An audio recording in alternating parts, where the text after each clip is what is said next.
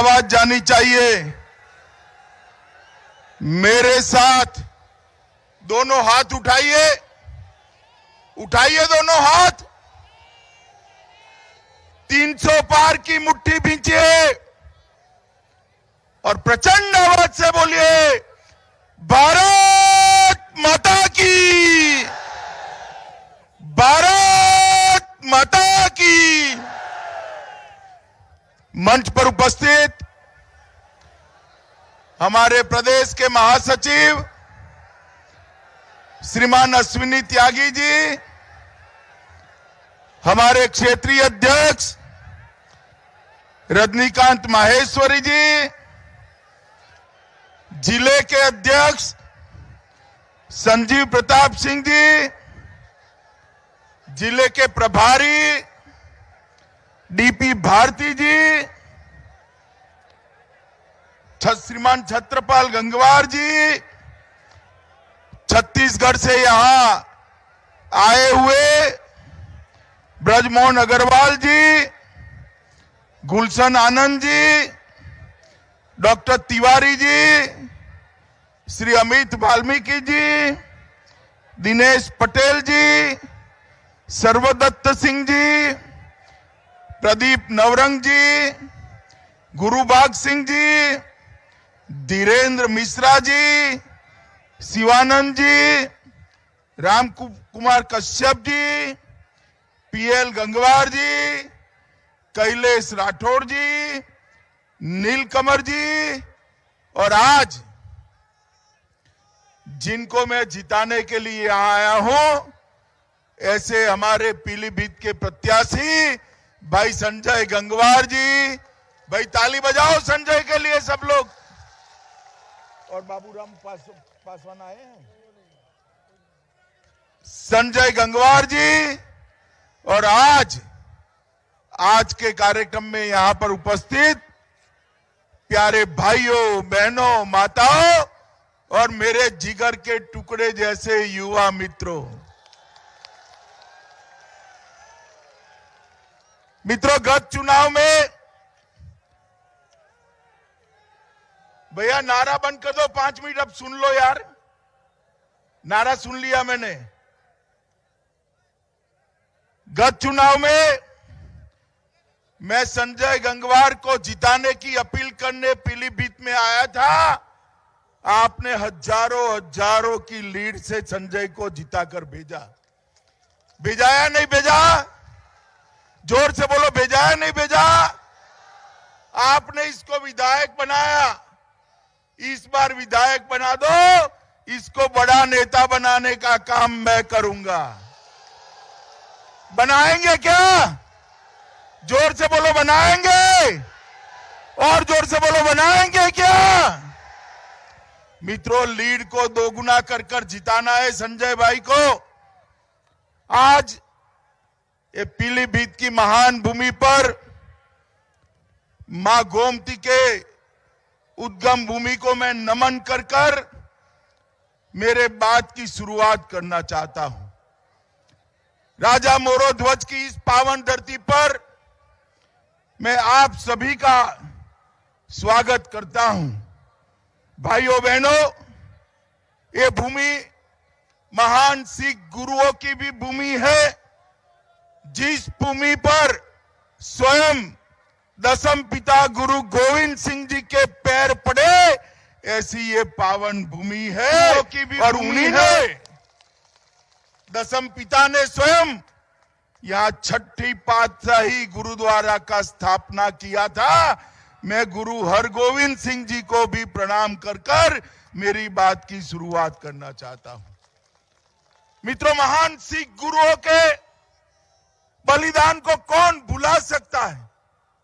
हमने देखा है, दुनिया के इतिहास पढ़े हैं, खुद का तो कोई बलिदान दे सकता है, अपने परिवार से वयस्क बेटों को भी कोई लड़ा सकता है।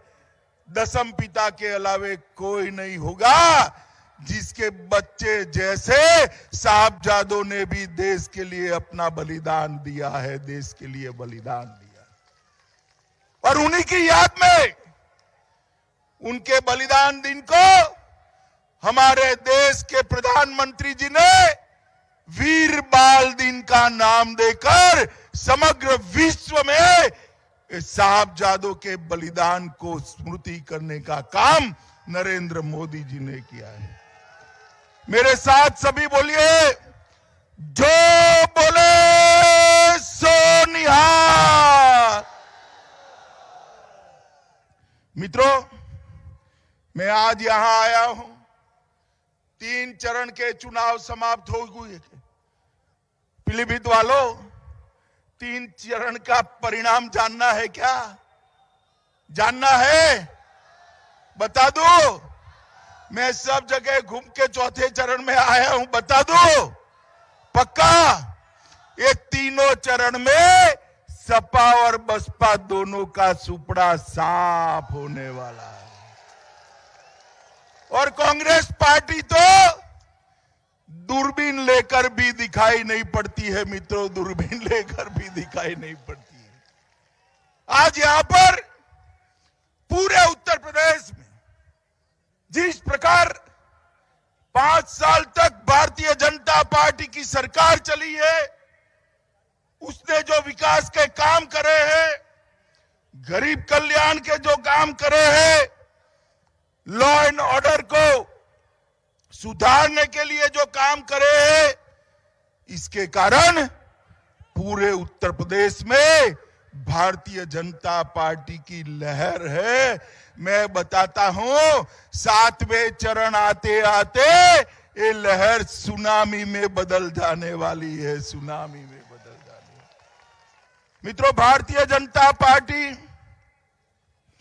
आतंकवाद के खिलाफ जीरो टॉलरेंस के साथ शासन में आ रहती।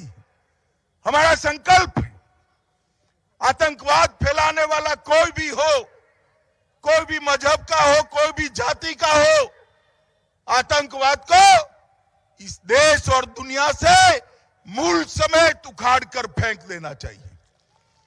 अभी अभी बहन प्रियंका का मैं इंटरव्यू देखकर आया, उनको पूछा कि टेररिज्म के लिए आपका क्या मानना है। इन्होंने कहा कि ऐसी फिजूल बातों के लिए हमारे पास वक्त नहीं है। माताओं, भाइयों, बहनों, आप एक बात का निर्णय कर लो। एक और कांग्रेस की नेत्री प्रियंका गांधी कहती है टेररिज्म फिजूल बात है, इस पर रोक लगाना फिजूल बात है। दूसरी ओर उनके नेता सलमान खुर्शीद कहते थे अहमदाबाद के बम धमाकों में सिमी के लोग जो पकड़े गए वो बेगुनाह है, उनको छोड़ देना चाहिए। उनकी पैरवी भी करी एक कांग्रेस पार्टी। दूसरी ओर समाजवादी पार्टी, जब सत्ता में आए अखिलेश बाबू, संकट मोचन मंदिर पर हमला हुआ था, बम धमाका हुआ था, कई निर्दोष लोग मारे गए, लखनऊ में बम धमाका हुआ था। इस सारों को छोड़ने का उन्होंने घोषणा पत्र में वादा किया था। मित्रों, घोषणा पत्र ने, ये तो इलाहाबाद हाई कोर्ट ने दखल कर दी तो रुक गया, वरना सारे आतंकवादी मुक्त हो जाएंगे। माताओं, भाइयों, बहनों, वोट की लालच में जो देश की सुरक्षा के साथ खिलवाड़ करते हैं, ऐसे लोगों को वोट देना चाहिए क्या? जोर से बोलो, देना चाहिए क्या? और जोर से बोलो, देना चाहिए क्या? भाइयों बहनों, एक कांग्रेस पार्टी और समाजवादी पार्टी ने मिलकर इस देश में आतंकवाद के खिलाफ जो लड़ाई है उसको निर्बल करने का प्रण लिया है। माताओं, भाइयों, बहनों, मैं आज आपको बताने आया हूं, भारतीय जनता पार्टी की सरकार केंद्र में जब आपने बनाई, उत्तर प्रदेश नहीं बनाई, 80 में से 73 सीटें आपने मोदी जी की झोली में डाल दी, भैया झोली में डाल दी। और इसी के कारण मोदी जी देश के प्रधानमंत्री बने, पूर्ण बहुमत की सरकार बनी। मैं आपको कहना चाहता हूं, जब मोदी जी प्रधानमंत्री बनने के लिए नेता चुने गए, मोदी जी ने, भाई ये ड्रोन उतार दो जरा, कौन है ये ड्रोन को उतार दो, व्यवस्था में कौन है?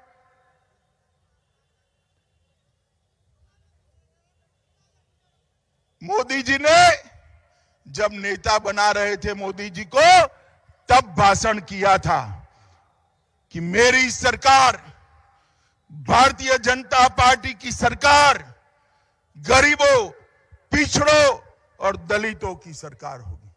भाइयों बहनों माताओं, 7.5 साल के अंदर उत्तर प्रदेश में मोदी जी ने गरीबों का जीवन ऊपर उठाने का काम किया है। 70 साल तक ये सपा बसपा कांग्रेस पार्टी राज करते रहे। कभी गैस का सिलेंडर कोई गरीब के घर में नहीं पहुंचा था। आज 7.5 साल के अंदर 1,67,00,000 माताओं के घर में गैस का सिलेंडर पहुंचाने का काम भारतीय जनता पार्टी ने किया।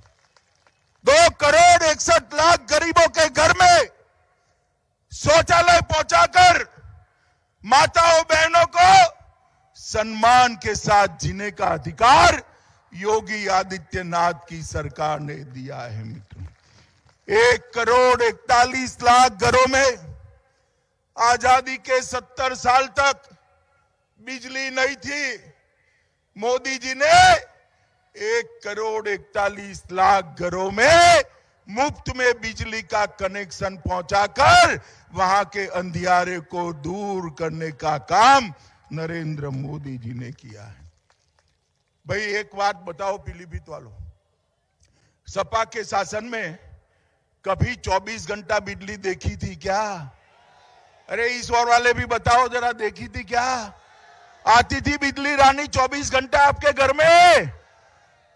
हमने भारतीय जनता पार्टी ने सत्ता के सूत्र संभाले, 24 घंटा बिजली हर घर में पहुंचाने का काम ये भारतीय जनता पार्टी की सरकार ने किया है।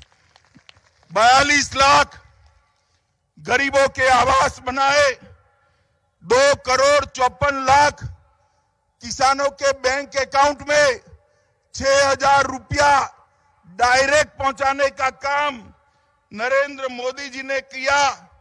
लगभग 15 करोड़ गरीबों को 5 लाख तक का सारा स्वास्थ्य का खर्चा फ्री ऑफ कॉस्ट आज नरेंद्र मोदी सरकार उठा रही है। मित्रों, नरेंद्र मोदी सरकार उठा।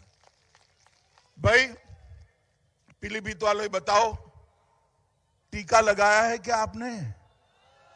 सबने लगाया है? 2 हाथ खड़े करो तो लगाया है, वो लगाया है ना? तो तीसरी लहर से बच गए ना? ये अखिलेश बाबू जब टीका ढूंढ लिया गया, कहते थे ये टीका मत लगाइयो, ये तो मोदी का टीका है। मगर 10 दिन के बाद वो भी डरकर टीका लगा है। भाई अच्छा है, अखिलेश की बात यूपी वाले मानते नहीं है, वरना आप सभी लोग तीसरी लहर में सुरक्षित होते क्या भाई बताओ? मोदी जी ने इस देश के 130 करोड़ लोगों को मुफ्त में टीका लगाकर कोरोना से सुरक्षित करने का काम नरेंद्र मोदी जी ने किया है। कोरोना जब आया तब बहुत सारी चर्चा थी, लॉकडाउन हो गया, दुकानें बंद, कल कारखाने बंद, ऑटो रिक्शा बंद, रेडी पटरी बंद, गरीब क्या खाएगा? बात तो सच थी, क्या खाएगा? मोदी जी ने एक निर्णय किया, देश के 80 करोड़ गरीब और उत्तर प्रदेश के 15 करोड़ गरीबों को 2 साल तक प्रति माह प्रति व्यक्ति 5-5 किलो अनाज मुफ्त में देने का निर्णय नरेंद्र मोदी जी ने किया। इसके साथ साथ उत्तर प्रदेश के मुख्यमंत्री योगी जी ने दलहन, तेल और नमक देने का काम कर कर गरीबों के चूल्हे को जलाने का काम हमारी भारतीय जनता पार्टी की सरकारों ने किया है। माताओं, भाइयों, बहनों, मैं यही कहना चाहता हूं कि गरीब कल्याण का जो यज्ञ मोदी जी ने चालू रखा है, ये सपा वाले आए तो चालू रखेंगे क्या? रखेंगे भाई, बताओ? ये केवल और केवल भारतीय जनता पार्टी कर सकती है। सपा वाले तो आए तो फिर से गुंडई, ये बाहुबली आएंगे, माफिया आएंगे, गरीबों की जमीन छीनेंगे। आज मैं कह सकता हूं 5 साल में हमारे मुख्यमंत्री योगी जी ने चुन चुन कर माफियाओं का सफाया करने का काम करा है। मुझे बताओ भाइयों बहनों, अतीक अहमद आज कहां है? अरे जोर से बोलो ना भाई। आजम खान कहां है? ये मुख्तार अंसारी कहां है? कभी गए थे जेल में? गए थे क्या? और अगर गलती से भी अखिलेश आ गए तो जेल में रहेंगे क्या? रहेंगे क्या? योगी जी ने सारे माफियाओं को उत्तर प्रदेश में समाप्त कर दिया है मित्रों, समाप्त कर दिया। 2000 करोड़ रुपया की भूमि ये माफिया कब्जाए बैठे थे। 2000 करोड़ की, कितने करोड़ की? 2000 करोड़ की। योगी जी ने ये 2000 करोड़ की भूमि लेकर गरीबों के आवास बनाने का काम किया है मित्रों। ये भारतीय जनता पार्टी की सरकार कर। अखिलेश बाबू मुझे पूछ रहे थे क्या फर्क पड़ा है कानून और व्यवस्था में। अरे अखिलेश बाबू, जो काला चश्मा पहनते हैं ना, उसको सब काला ही काला दिखाई पड़ता है। क्या फर्क पड़ा है वो देखना है तो चश्मा बदल दो या नक बदल दो अखिलेश बाबू। मगर मैं पीलीभीत वालों आपको बताने आया हूं, डकैती में 70% का कमा करने का काम योगी आदित्यनाथ ने किया है। लूट में 70% का कमी हुआ है। हत्या में 29% की कमी हुई है और अपहरण में 35% की कमी हुई है और बलात्कार में 52% की कमी करने का काम ये भारतीय जनता पार्टी की सरकार। हमें उत्तर प्रदेश के अंदर कानून का राज लाने का काम किया है। ढेर सारे काम किसानों के करे हैं। यहां इतनी सारी माताएं बहनें बैठी है, आप एक बार फिर से भाजपा सरकार बना दो, होली और दिवाली में एक गैस का सिलेंडर फ्री ऑफ कॉस्ट देने का काम ये भारतीय जनता पार्टी की सरकार करेगी। इतने सारे किसान बैठे हैं, एक बार भारतीय जनता पार्टी की सरकार बना दो, 5 साल तक कोई किसान को 25 पैसा भी बिजली का बिल नहीं चुकाना है, बिजली मुफ्त कर दी जाएगी। बच्चियों को स्कूटी भी देंगे, बच्चियों को और बच्चों को आगे की पढ़ाई के लिए लैपटॉप और मोबाइल भी देने का काम ये भारतीय जनता पार्टी की सरकार करेंगे। माताओं, भाइयों, बहनों, ज्यादा लंबी बात नहीं करनी, मुझे और 4 जगह पे जाना है, परंतु मैं इतना पूछना चाहता हूं, पीलीभीत वालों, ये तो देशभक्तों की भूमि है, यहां पर देशभक्त जन्म हुए। मुझे बताओ, जिस भूमि पर स्वयं गुरु गोविंद सिंह आए, ये पवित्र भूमि के आप लोग हो। मैं आपको पूछना चाहता हूं, ये कश्मीर जो है वो भारत का अभिन्न अंग है या नहीं है? जोर से बोलो, है या नहीं? कश्मीर को हमेशा के लिए भारत के साथ जोड़ने के लिए मोदी जी पार्लियामेंट में धारा 370 हटाने का कानून लेकर आए। मगर सुनिए सुनिए, सपा, बसपा, कांग्रेस, ये तीनों ने विरोध किया और अखिलेश तो गरज गरज कर बोलने लगे कि खून की नदियां बह जाएगी, अगर धारा 370 हटाई तो खून की नदियां बह जाएगी। अरे अखिलेश बाबू, आप किसको डरा रहे हो भाई? हम नहीं डरते आपसे।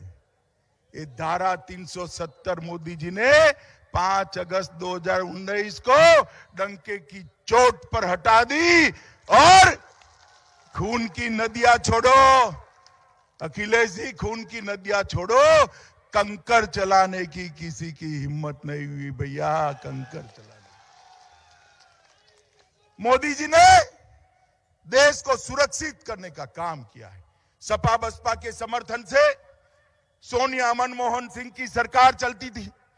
आए दिन पाकिस्तान से आलिया मालिया जमालिया घुस जाते थे, हमारे जवानों के सर काट कर ले जाते थे और दिल्ली के दरबार में कोई ऊफ नहीं करता था।